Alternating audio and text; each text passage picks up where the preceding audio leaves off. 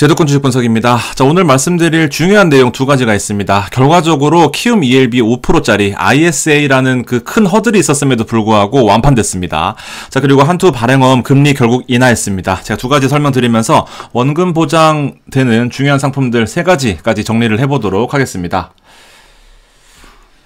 자, 먼저 서두에 말씀드렸던 것처럼 일단 트렌드가 되었습니다. ELB 같은 상품은 옛날에는 진짜 인기가 없었어요. 왜냐하면 증권사에서 ELS를 팔면 수수료가 1%였고요. 1억을 팔면 100만 원이 남았습니다. 근데 ELB는 10만 원 남았었어요. 그러니까 상품을 사실 ELB는 거의 이제 증권사 직원들이 관심이 없었는데 그 트렌드 자체가 비대면 온라인화 되다 보니까 사실 박리담회로 많이 파는 것이 중요한 그런 시대가 되었습니다. ELB 상품도 공격적으로 잘 나오고요. 지금 트렌드를 보면 예금 금리가 대구은행 이거 이외에는 전부 다 조건이 거지 같아요. 3.1 기본 금리에다가 우대 금리를 주는 형태인데 보시면 기본 2.8에다가 우대 금리 조건들 3.5 대구은행 빼고 나머지 고향사랑 기부한 거 인증하고 이런 식으로 기본이 3.1인데 플러스로 알파 해야 된다라는 부분을 계속해서 말씀드리고 있습니다. 엄청 귀찮게 만들어놨어요. 자, 그렇지만 대구은행이 지금 IM뱅크로 사명을 바꾸면서 공격적으로 마케팅을 하고 있는 것이 바로 이 기본금리를 높였다라는 부분입니다. 기본금리가 높아요. 어쨌든 기본금리는 대략적으로 가장 높은 것이 3.5에서 3.7 정도 수준으로 나타나고 있다라고 생각하시면 됩니다. 은행 예금이요. 이거보다 무조건 높아야 된다라는 그런 결론이 나오고요. 자, 중개형 ISA 계좌 전용 특판 ELB 출시를 했는데 이게 완판됐습니다. 이거는 사실 저만 예측했었거든요. 여러분들 댓글 보셔서 아시는 분 아시겠지만 ISA라는 이 계좌의 허들이 생각보다 크게 작용할 것이다 라는 그런 예측이 많았었는데 저는 완판된다라고 말씀을 드렸었는데 완판됐습니다. 삼성전자 주가가 200% 넘어가면 5.01 보너스로 0.1 주는 거고 0.01 주는 거고 삼성전자 주가가 200%가 못 오르면 5%를 확정금리로 주는 거였습니다. 5%가 확정금리라는 얘기였어요. 안 할 이유가 없었습니다. 은행 금리 3.5, 3.7이었어요. 여러분들. 자, 그래서 1년 확정금리가 5%임에도 불구하고 중도 해지 이율조차도 3%였다. 심지어 밀당하고 있습니다. 이번 주에 안 나왔어요. 이번 주에 키움증권 ELB가 안 나왔습니다. 자, 최근 트렌드 앞서 보셨겠지만 CD금리 3.61입니다. 자꾸 떨어지고 있는 상황에다가 잠깐 반등하고 있는데 아마 오늘 또 떨어질 것 같습니다. 떨어지고 있는 상황인 거고 코픽스 잔액 같은 거 수신 잔고들의 평균금리 3.76 정도 수준입니다. 그러다 보니까 사실상 금리가 계속해서 떨어지고 있는 추이는 확실하다라고 여러분들 큰 틀에서 보시면 되겠습니다. 이런 그 상황을 반영을 해서 한투가 결국 금리 인하를 했습니다. 제가 5월 31일자라고 했는데 이걸 안 바꿨네요. 이 한투증권 요게 3.25로 내려갔습니다. 결국에. 제가 계속해서 말씀드렸던 게 한투가 지금 발행엄 한도가 거의 꽉 찼습니다. 자본시장법에서 얘기하고 있는 그 자기 자본의 2배까지만 발행할 수 있다라는 그 제도 때문에 지금 16조가 거의 다 차서 제가 이 마감이 될 것 같다라고 했는데 일단 수시 금리부터 낮췄어요. 지금 보시면 5월 31일에 금리 인하를 했던 그런 모습 입니다. 한투는 최근에 금리를 2번 인하하면서 이제 아무래도 제 방송 영향이 큰 것 같습니다. 발행엄에 대한 관심도가 많이 늘어났다라는 부분을 아마 인지하고 있을 거예요. 관련된 부서에서는 매일매일 이런 걸 체크하기 때문에 아마 늘고 있었고 한도가 거의 다 왔다 보니까 좀 조절을 하고 있는 것 같습니다. 자, 아직까지 3651 그 다음에 적립식은 만기가 안 됐으니까요. 반드시 이거는 일단 해놓고 보셔야 됩니다. 여러분들 5% 주는 거 없어요. 지금 없습니다. 자, 오늘 말씀드릴 이제 중요한 상품들 세 가지입니다. 기본적으로 미래세세 ELB입니다. 미래세세증권의 ELB고요. 5.4%를 목표하고 있습니다. 근데 키움하고는 조금 달라요. 키움은 5%, 그다음에 5.01을 이렇게 두 가지 허들로 줬었잖아요. 근데 얘는 5.4% 조금 더 높긴 한데 조건이 있습니다. 코스피가 108이 넘느냐를 가지고 108이 넘었을 경우에는 5.4%를 주지만 이 이외에 107%, 106% 혹은 코스피가 빠진다라고 했을 때는 3%만 보장을 하는 그런 구조입니다. 자, 앞서 보셨겠지만 금리 인하의 가능성이 매우 크다라고 보여집니다. 여러분들. 예금 이자 하락 가능성을 감안한다면 사실 3%를 보장을 기본적으로 받고 추가적으로 5.4를 노릴 수 있는 이제 그런 구조다라고 볼 수가 있는데 여기 상품 조건부터 먼저 보겠습니다. 일단 6월 3일 날 기준으로 하기 때문에 코스피의 6월 3일자 종가가 중요하겠다라는 그런 부분입니다. 5.4% 확정금리에다가 일단 조건을 맞추지 못하면 손실은 없는데 대신에 리베이트라고 해서 3%만 지급하는 그런 형태입니다. 자, 비교를 한번 해보면 은행이자 평균을 3.5로 잡았습니다. 1억이면 350, 5천만 원이면 175만 원, 1천만 원이면 35만 원인데 좀 소소한 편입니다. 자, 5.4%를 받았을 경우에는 540만 원, 그 다음에 1천만 원은 54만 원, 약 5천만 원은 270만 원이니까 곱하기 나누기 뭐 비슷하게 해서 여러분들 본인 예산에 맞게 계산해 보시면 될 것 같습니다. 뭐 어렵진 않지만 막상 하려면 또 귀찮거든요. 예상이자를 최소로 봤을 때는 3%인데요. 300만원, 150만원, 30만원입니다. 1000만원 기준으로 5만원 베팅해가지고 24만원을 좀 이렇게 할 수 있는 그런 상황입니다. 주식쟁이라서 또 이렇게 베팅을 하는 거 좋아하는데 일단 요건 할만하죠, 여러분들.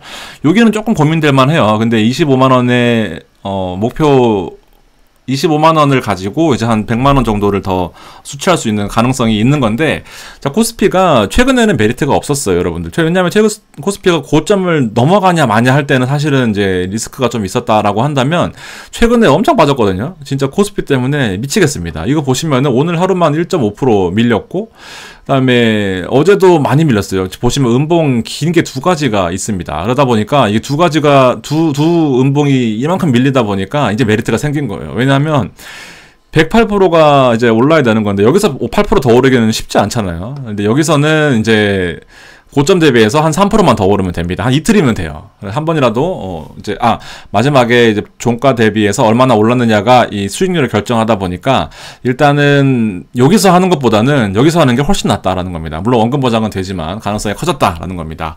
자, 2845가 넘어야 돼요. 사실은 최근에 2845 간 적이 없습니다. 그렇지만 관건은 1년 안에 미국이 금리 인하를 하는 거죠. 그러면 미국이 금리 인하를 한다라는 것은 어쨌든 또 두 가지 시나리오가 있긴 해요. 미국이 금리 인하하면 진짜로 시장이 올라갈 것이다.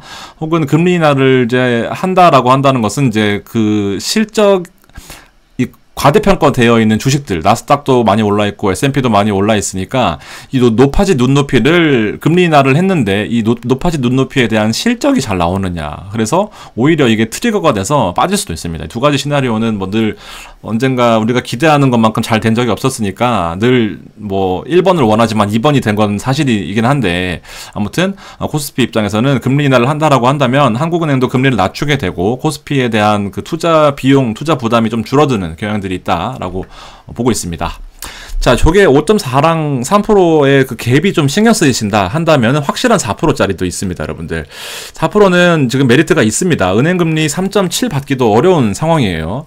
왜냐하면 얘 같은 경우에는 일단 4%가 보장입니다. 한투가 망해야 손실 보는 구조인데요. 연 최대 4.001인데 4%가 보장되고 보너스로 0.001을 더 주는 그런 시스템입니다. 여기를 비교해보면 아까 불확실한 3%와 그 다음에 3.5%의 은행, 5.4%의 어디였냐? 미래를 비교해보면 일단 이렇게 표로 한눈에 보시면 될 것 같습니다. 350만원이냐 400만원이냐 차이거든요. 50만원이 확실한 50만원이 좋냐 아니면은 조금 더 베팅해볼만 하냐라는 겁니다. 코스피가 사실 8% 오르기는 쉽지 않을 것 같아요. 제가 봐도 금투세 때문에 발목이 잡힐 가능성이 매우 큽니다. 지금 금투세가 확실하게 부각이 되고 있는 최근 시점에서는 코스피가 바로 거꾸라지고 있는 이제 이런 상황이거든요.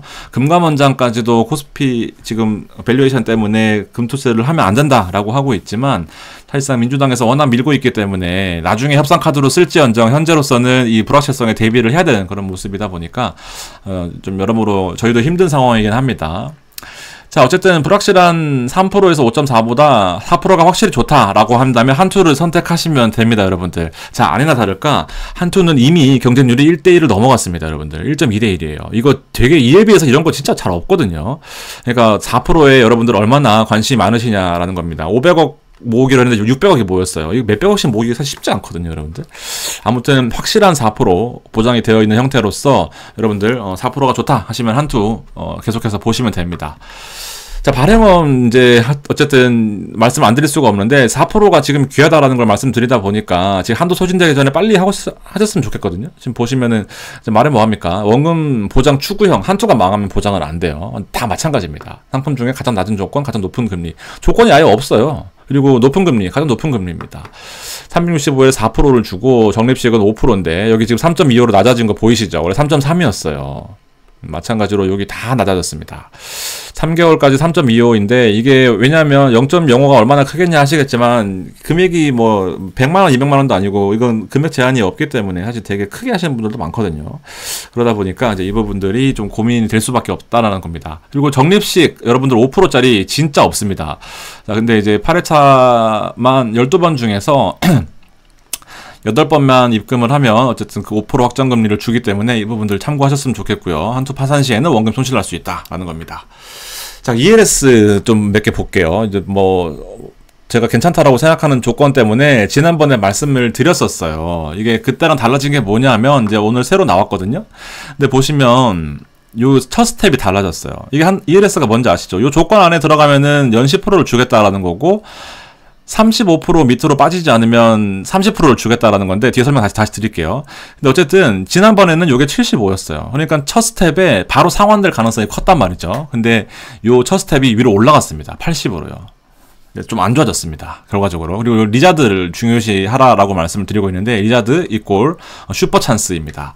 자, 지난번에는 75였기 때문에 어쨌든 이 테슬라가 25%만 빠지지 않으면 5%에서 10%를 받는 거였어요. 근데 이제 80이니까 20% 빠져야 되기 때문에 어쨌든 5%의 그 범위가 또 크잖아요, 여러분들. 만기 이 조기 상한 이 평가일에 5% 때문에 안 되고 5% 때문에 울고 웃고 하는 거거든요. 근데 이제 어쨌든 여기 허들이 올라갔으니까 지난번보다 조건은 안 좋아졌다. ELS의 기본적인 상환 구조를 보면 6개월 동안에 20% 안 빠지면 5%를 주는 구조. 요 형태는 원래는 25%였다라는 거.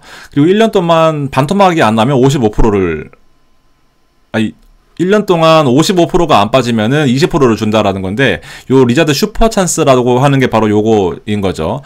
1년 동안 주식이 55%와 75% 사이에 있으면, 왜냐면 여기는 이제 상환이 될 거니까 연 10% 주고 끝나요.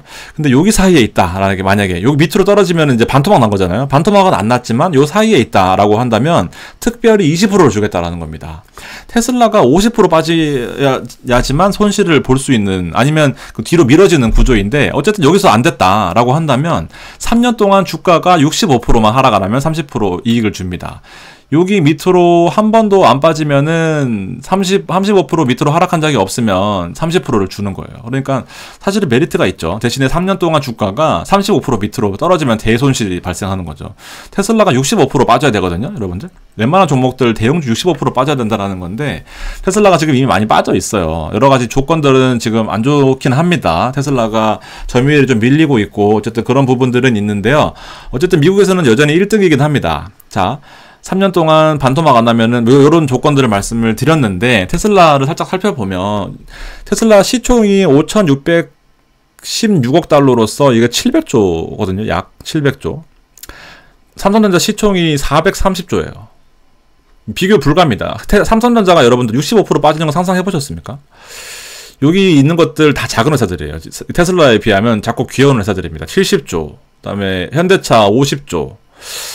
네, 좀 여러분들 어떤 느낌인지 아시겠죠? 테슬라가 이렇게 빠진다라는 것은 사실 미국 경기가 안 좋아진다라는 그런 의미로 받아들이고, 그리고 제가 또 밸류에이션 쪽으로 말씀을 드려볼게요. 지금 테슬라가 주가가 많이 하락한 이유 중, 여기 말고 이렇게 보시면 많이 하락한 이유가 결과적으로 이 주가가 250불에서 지금 한 170불 정도로 한 30% 정도 빠졌잖아요. 그러면은 자, 여기 보시면 지금 판매량이 좀 줄어들었어요. 판매량이 좀 줄어들고 있는 게 보이죠. 왜냐면 주당순이익으로 나타날 거니까 돈을 얼마나 많이 벌었냐는 거예요, 결과적으로. 근데 주당순이익이 좀 밀려 있다라는 거. 매출은 크게 밀리진 않았지만 예상치도 마찬가지고 이것도 마찬가지고. 근데 오르락 내리락 하면서 여기서 이제 결정적으로 많이 밀렸죠. 결정적으로 많이 밀렸는데 지금 보시면 다시 다음 분기에는 예측치가 올라가 있는 이제 그런 상태입니다.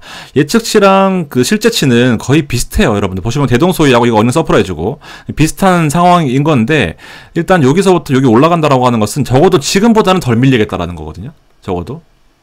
이것보다 더 적게 나오면 어느 쇼크니까 그럼 주가가 밀릴 수 있겠지만 어쨌든 요 비슷하게 나온다라고 한다면 지금보다 분명히 좋아진다라는 겁니다, 여러분들. 그래서 주가가 밀리려면 계속해서 이렇게 밀리기만 할 거면 실적이 계속해서 나빠져야 되는데 1분기를 이제 하단으로 해서 위로 올라갈 수 있는 그런 가능성이 좀 크다라는 겁니다. 어쨌든 얘는 6개월 안에 혹은 1년 안에만 쇼버가 나면은 안정적인 수익을 가지고 상환할 수 있으니까 그 부분도 한번 체크를 해보셨으면 좋겠습니다. 테슬라가 많이 나와요. 주가가 많이 밀려 있기도 하고. 어쨌든 특판이라고 나온 예금적금들이 현주소가 이런 상태이다 보니까 뭐 5% OK저축은행 50만원 이하인데 5%라고 특판이라고 이렇게 내놓고 있고, 더케이도 마찬가지로 초등학교 교수 대상으로 5%인데 100만원까지밖에 안 되고 이러다 보니까 여러분들 이런 특판이나 목돈 굴리는 거 찾기가 생각보다 쉽지 않습니다. 예, 그래서 여러분들 잘 참고하셔가지고 안정적으로 앞에 3개, 그 다음에 ELS도 조금씩 하는 것도 괜찮습니다. 제가 보기에는 8대2 정도로 하면 괜찮을 것 같아요. 8대2. 20% 정도는 테슬라로 괜찮을 것 같습니다. 아무튼 이렇게 보시고요. 또 좋은 상품들이 있으면 계속해서 소개해 드리도록 하겠습니다. 감사합니다.